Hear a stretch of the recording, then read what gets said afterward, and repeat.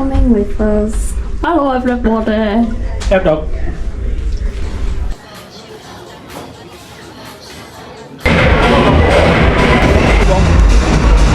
Oh, look at this! What's the tree trumpet?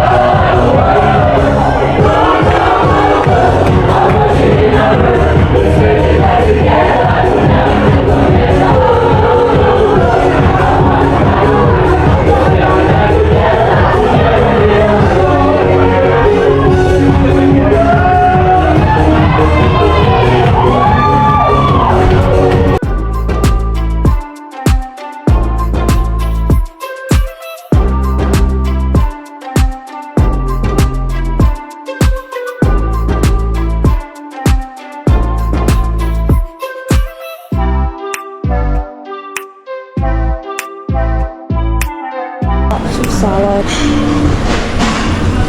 jams, bread, hash brown, more breakfast, and then muffins with toast and stuff. My honest review. This was my first cruise and I have some things to say about it. First of all, I knew that this short cruise was going to be busy and loud, as MSC have a reputation for being overcrowded.